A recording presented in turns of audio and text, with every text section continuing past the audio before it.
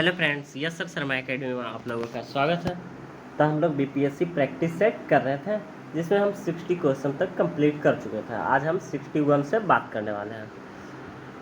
तो 61 कहता है माइक्रोप्लाज्मा एवं मिथोनोजन बैक्टीरिया में निम्न में से एक क्या समानता पाई जाती है। ठीक है, तो समानता पाई जाती है अवयवी शोषण की उपस्थिति रहती है। क्या? अवयवी शोषण जो होती है उसकी उपस्थिति रहती है। ऑप्शन नंबर 20 का राइट हो जाएगा। ठीक है, 62 नंबर कहता है कोशिका के बाह्य आवरण के संदर्भ में निम्न में से कौन सा कथन असत्य है। असत्य को चूज करना है। ठीक है, तो पहला कथन कहता है कोशिका झिल्ली वसा की दोहरी परत की बनी होती है, जिससे अंदर धंसा हुआ एवं बाहर चिपके हुए प्रोटीन के अणु पाए जाते हैं। ये तो सही है। दूसरा कहता है पादप कोशिका में मृत सेल्यूलोज द्वारा निर्मित कोशिका की भित्ति बाह्यतम आवरण बनाती है। ये भी सही है। और तीसरा कहता है कवकों की कोशिका भित्ति भी पादपों की भांति सेल्यूलोज की बनी होती है। ये कथन गलत है, यानी इसका राइट ऑप्शन हो जाएगा सी। ठीक है, 63 की अगर बात करें तो कहता है भभूतक के संदर्भ में निम्नलिखित कथनों पर विचार कीजिए। तो पहला कथन कहता है यह भोजन एवं जल का संचय करता है, यानी ये तो सही है। दूसरा कहता है यह जीवित एवं सरलतम उत्तक है जो विभेद्योतक में विभेदीकरण का परिणाम होता है। ये भी सही है। और तीसरा कहता है यह जलीय पादपों में एंड्रोकाइम कहलाता है क्योंकि यह इन पादपों में वायु के प्रवाह में सहायक होता है। ये कथन गलत है। ये 1, 2 ही सही है। ऑप्शन नंबर 20 का राइट हो जाएगा। ठीक है, 64 की बात करें तो कथन ए और कथन आर को पढ़िए और कुट की सहायता सही उत्तर दीजिए। ठीक है, तो पहला कहता है सभी जीवित जीवों में आनुवांशिक पदार्थ के रूप में केवल डीएनए पाया जाता है। ठीक है, केवल डीएनए पाया जाता है। ये तो सही है। दूसरा कहता है यह अम्लीय प्रवृत्ति का होता है एवं कोशिका एवं केंद्रक माइटोकॉन्ड्रिया एवं लवकों में पाया जाता है। ये भी सही है। तो पहला ऑप्शन कहता है ए और आर दोनों सही है। आर एक है स्पष्टीकरण है, ये तो नहीं स्पष्टीकरण है। ए और आर दोनों सही है, परंतु आर ए का स्पष्टीकरण नहीं है, तो यही सही है। ऑप्शन नंबर 20 का राइट हो जाएगा। ठीक है, 65 की अगर बात करें तो 65 कहता है सूची 1 और सूची 2 को मिलान करना है। ठीक है, तो पहला कहता है अवरोधी अवशोषी अंग जो है वो हो जाएगा मानव के निमेजक झिल्ली एवं पुच्छ कोशिकाएं। ठीक है,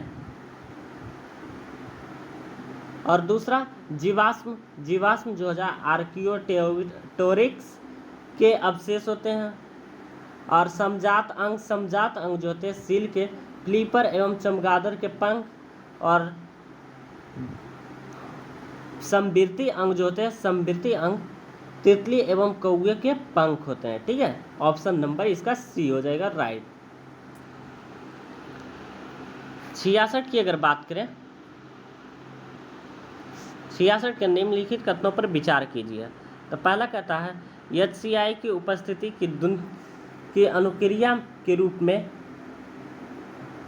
ग्रहणी के साइट्रियन हार्मोन उत्पन्न होते हैं, तो ये तो सही है।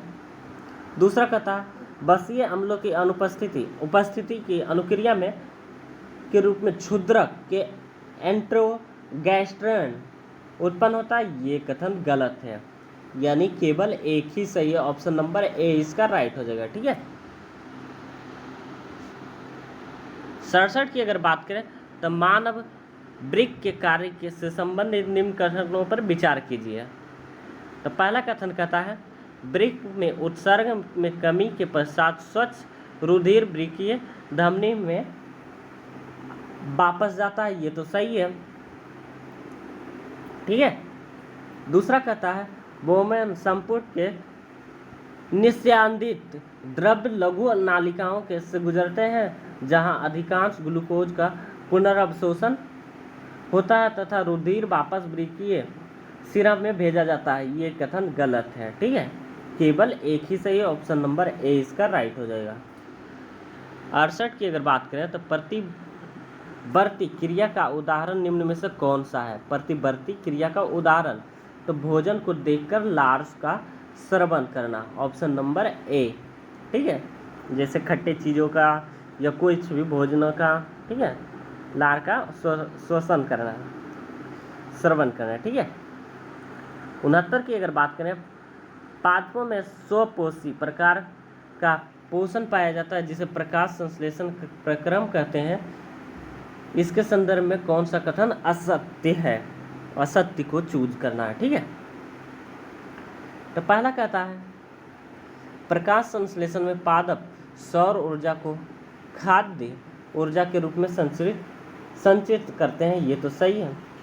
दूसरा कहता है पादप प्रकाश संश्लेषण हेतु आवश्यक जल मृदा से मूल द्वारा प्राप्त करते हैं और एवं आवश्यक CO2 पत्तियों के रंध्र द्वारा वायुमंडल से प्राप्त करते हैं। ये भी सही है। तीसरा कहता है प्रकाश संश्लेषण हेतु आवश्यक हरे प्रकाश संवेदी वर्णक क्लोरोफिल केवल पत्तियों में पाया जाता है। ये कथन गलत है। केवल पत्तियों में नहीं, टहनियों में भी पाया जाता है। ठीक है, तो इसका असत्य पूछ रहा था तो केवल 3 होगा, ऑप्शन नंबर ए।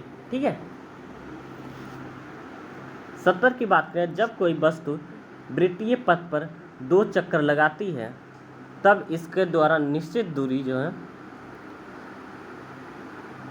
निश्चित दूरी विस्थापन का शून्य मान हो जाता है, ऑप्शन नंबर बी, शून्य हो जाता है विस्थापन। ठीक है, 71 की अगर बात करें तो निम्नलिखित बलों में कौन से बल असंपर्क बल के उदाहरण नहीं है?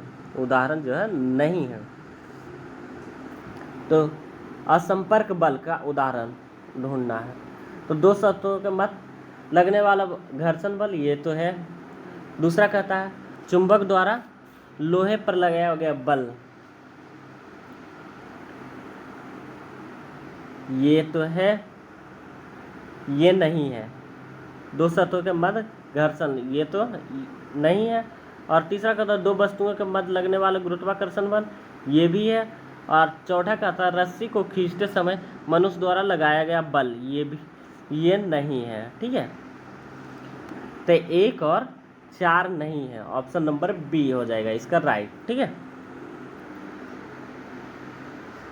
72 कहता है निम्नलिखित कथन कौन सा उदाहरण शून्य कार्य से संबंधित है? शून्य कार्य से संबंधित है, तो पहला कहता है घर्षणहीन चिकनी क्षैतिज मेज पर गतिमान पिंड, ये तो सही है।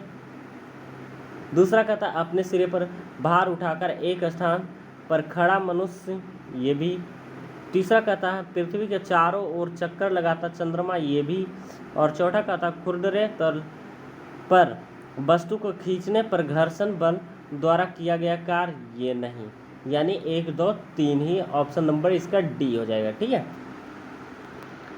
73 की अगर बात करें तो निम्नलिखित में से कौन सी घटनाएं गुरुत्वाकर्षण के सार्वत्रिक नियम को सही पुष्टि करता है? तो सूर्य के चारों ओर ग्रहों की गति, ये तो करता है। दूसरा करता पृथ्वी पर पेड़ों का उगना, ये नहीं। तीसरा करता सूर्य तथा चंद्रमा के कारण ज्वार भाटा, ये है। और चौथा कहता हमें पृथ्वी से बंधे रखने वाला बल, ये भी है। यानी 1, 3 और 4, ऑप्शन नंबर सी। 74 की अगर बात करें अधिक उपयोग किए जाने वाले मशीनों और संरचनात्मक डिजाइनों में इस्पात का वरीयता दी जाती है क्योंकि वो तांबा, पीतल और एल्युमिनियम से इस्पात अधिक प्रतिष्ठा से होता है, ऑप्शन नंबर ए। ठीक है, 75 की बात करें निम्नलिखित में से कौन सा कथन सत्य है? तो पहला कथन कहता है समान ताप वृद्धि के लिए पारे के आयतन में एल्कोहल की तुलना में अधिक वृद्धि होती है, ये गलत है। दूसरा कहता है एल्युमिनियम को गर्म करने पर इसका प्रसार कांच की तुलना में कम होता है, ये भी कथन गलत है। और तीसरा कहता है गर्म करने पर अन्य द्रव की तुलना में एल्कोहल का प्रसार सबसे अधिक होता है, यही सही है, ऑप्शन नंबर सी। ठीक है। 76 की अगर बात करें तो किसी सरल लोलक या कमानी से लटके हुए पिंड के दोलन प्रणोदित कहलाते हैं जब बाह्य कारक दोलक का नियंत्रण बनाए रखता है, ऑप्शन नंबर बी। ठीक है। 77 की अगर बात करें तो निम्नलिखित कथनों पर विचार कीजिए। तो पहला कथन कहता है अनुदैर्ध्य तरंगों के माध्यम के कण तरंग की दिशा में लंबवत गति करते हैं, ये तो गलत है। दूसरा कहता है किसी डोरी के अनुदिश प्रेषित आवर्त तरंग अनुप्रस्थ तरंग का उदाहरण है, ये तो सही है। और तीसरा कहता अनुप्रस्थ तरंगों के संचरित होने के लिए माध्यम की आवश्यकता होती है, ये भी सही है, यानी 2 और 3 सही है, ऑप्शन नंबर बी हो जाएगा इसका। ठीक है। 78 की अगर बात करें तो कहता निम्नलिखित कथनों पर विचार कीजिए।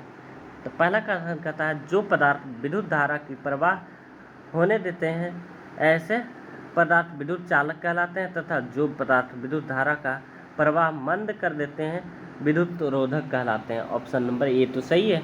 दूसरा कहता है मानव शरीर विद्युत का बहुत अच्छा चालक है, ये भी सही है, यानी 1, 2 दोनों सही है, ऑप्शन नंबर सी। 79 की अगर बात करें तो यदि न्यूट्रॉन, प्रोटॉन, इलेक्ट्रॉन और अल्फा कण समान गतिज ऊर्जाओं के साथ चल रहे हैं तो कणों को उनके वेगों के बढ़ते हुए क्रम में किस प्रकार व्यवस्थित कर सकते हैं। तो अल्फा कण, फिर उसके बाद न्यूट्रॉन, फिर प्रोटॉन, फिर जाकर इलेक्ट्रॉन, ऑप्शन नंबर ए इसका राइट हो जाएगा, इसी क्रम में व्यवस्थित कर सकते हैं। 80 नंबर कहता है निम्नलिखित में से कौन सा रासायनिक परिवर्तन का उदाहरण है। रासायनिक परिवर्तन सब्जियों का पकने पर उनका मुलायम हो जाना, यही है रासायनिक परिवर्तन। ठीक है, ऑप्शन नंबर बी। ठीक है फ्रेंड्स, तो हम लोग आज यहीं पर कंप्लीट करते हैं। अगले वीडियो में हम 81 नंबर से स्टार्ट करेंगे। ठीक है फ्रेंड्स, तो हमारे चैनल को लाइक सब्सक्राइब करें और ऐसे ही इम्पोर्टेंट ऑब्जेक्टिव देखने के लिए बेल आइकन को भी दबाएं। ठीक है, जिससे नोटिफिकेशन भी जाए।